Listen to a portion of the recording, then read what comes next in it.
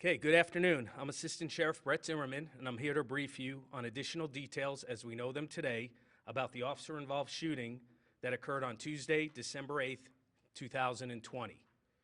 This is OIS number 18 for 2020, fatal number 10. Same time last year, we were at OIS number 16 and fatal number 4. Date and time and type of call is December 8th, 2020 at 1:20 a.m. and the call was a burglary. The location of the OIS was at the 5100 block of Spanish Heights Drive, Las Vegas, Nevada, 89148, which is in the Summerlin Area Command, and you can see the scene to my left on the map. Involved officers are Officer Malik Grego hyphenated Smith.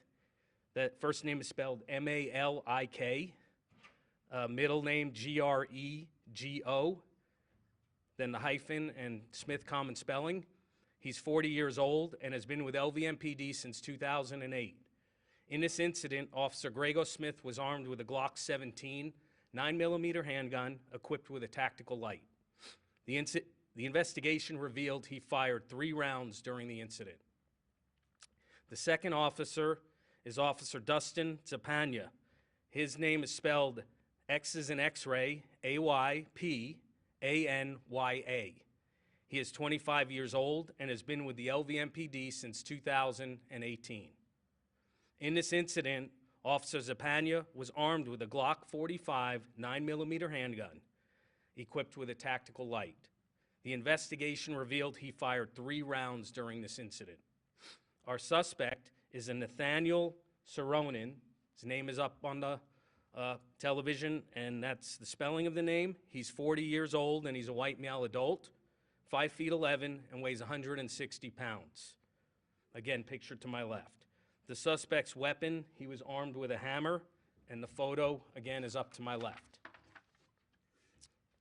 Mr. Soronin's charges, if he had survived, were burglary, kidnapping 2 counts, robbery, and assault with a deadly weapon. The details of the OIS are as follows. On Tuesday, December 8th, 2020, at approximately 1:20 a.m., LVMPD Dispatch Center received a burglary in progress call for a residence located in the 5100 block of Spanish Heights Drive. The person reporting stated that her home alarm system had been activated and that a male intruder was in her home and he was armed with a hammer. The intruder was later identified as Nathaniel Soronin. Patrol officers were dispatched to the residence, and Officers Grego Smith and Zapanya arrived at the residence a few minutes later. As the officers approached the residence, Officer Grego Smith observed Mr. Soronin standing in the kitchen. The officers rushed up to the front door and told the homeowner to unlock the door. As the front door was opened and the officers were making entry, Mr. Soronin ran towards the male homeowner while holding a hammer over his head ready to strike. Officer Grego Smith and Officer Zapanya both discharged their weapons, striking Mr. Soronin. Officers immediately summoned medical personnel, but Mr. Soronin succumbed to his injuries on the scene. Through the course of the investigation, it was revealed that Mr. Soronin made entry through the house through a side door that has access to the garage and the house. Once inside the residence, the suspect confronted the homeowners, armed with a hammer, and demanded to know where the money was. Once Mr. Soronin noticed that the officers were outside, he demanded the keys to the victim's car and told the homeowner's wife that she was coming with him. At this moment is when the homeowner ran to the front door and unlocked the door for the officers. And at this time, I'll show you the body-worn camera footage.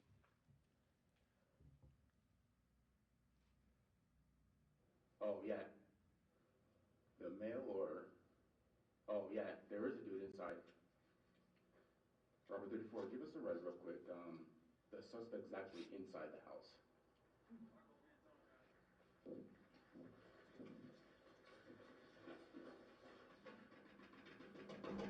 Open the door.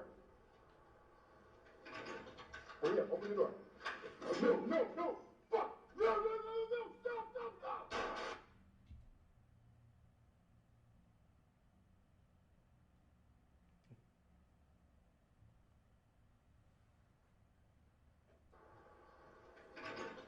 Hurry up, open the door.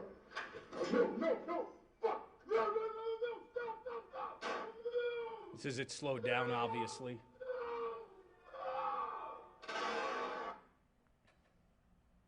And there's a still shot. It's a little hard to see in the actual body-worn camera because it goes quick, but that's the view of what the officer saw. Arm on the homeowner, raising the hammer to strike him. That's when the officers decided to fire to save the homeowner's life. And that'll conclude my briefing. If there's any questions? Yes? I know that street backs up to a dirt hill. Do you know if did he jump the wall to get into the community? Do you know how he got in there? We don't know how he got in, but what we do know that security had observed a male in a construction, in a home under construction on that street minutes prior. So they had gone out on the individual. They lit the person up, and prior to that, that was the call that security had gotten. So we don't know how he got in, but there's obviously any way to get in besides getting in the front gate over there. There's got to be a nook and cranny he could have snuck in at, but we feel he was possibly at a previous home under construction prior and then wound up in this other location in the homeowner's home to commit a burglary. About how far was the officer from Saronin at the time he fired? I would say within 3 yards, and looking at the video, Is it 2 yards? was it 2? Okay, 2 yards, but in looking at that, it was pretty close. And the homeowner was not injured? Homeowner was not injured. The door the suspect used was open, was unlocked, or? Yes, the homeowner, what happened is there was an emergency door apparently in that residence. A home was alarmed, so one of the doors was left unlocked. It was an emergency door, and that's how the suspect got in, and they had gotten the alarm hit through the alarm in the house that door someone may have made entry, and that's when the homeowner went down to check to see if anybody was inside of the house. Yes, sir. When we see videos like this, what runs through your mind? I mean, this is a pretty intense situation that the officer walked into. Yeah, you see the officers. We always teach our officers to pre-plan when they get there. So they're out there talking about planning, and then all of a sudden the game changes or the game plan changes because they look in and they see an individual inside of the residence, armed with a hammer holding a homeowner hostage. So basically they have to act quickly. Luckily, one of the homeowners, it was the wife who was able to, the husband was able to open the door during that altercation and confusion as they were banging on the door. And once the officers saw the suspect attempting to injure or seriously injure that homeowner, they had to take action. But usually we try and plan ahead and come up with a game plan, but it changes instantly when you see something like that, especially if you look at that residence, very wide open, a lot of windows, which help the officer see in and see exactly what they had. And there's no indication they knew each other, why this house was targeted? He from what we know, he went into the residence.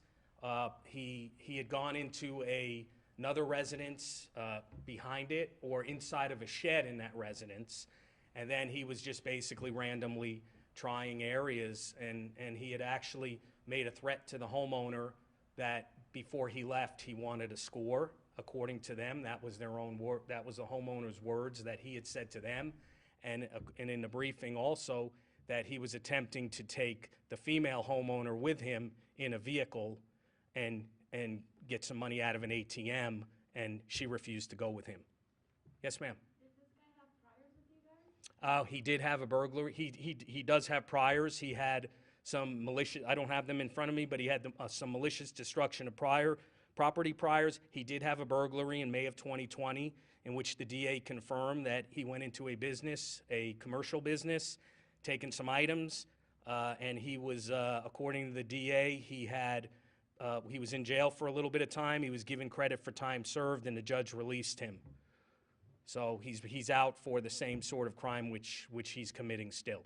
Yes, sir. Has there been an autopsy report on him with drugs or in the system or anything like that? Not as of yet. And going back to your last question, I may not have answered part of it, but look, these guys have to act immediately, and to do what they did in that short of an amount of time. I mean, these guys are heroes. I mean, they have to. from what they see and what they have out there, seeing a hammer being raised above a person's head, and these homeowners, one was 73 years old, one was 68 years old, so they're basically being terrorized in their own home. So these guys had to do what they had to do.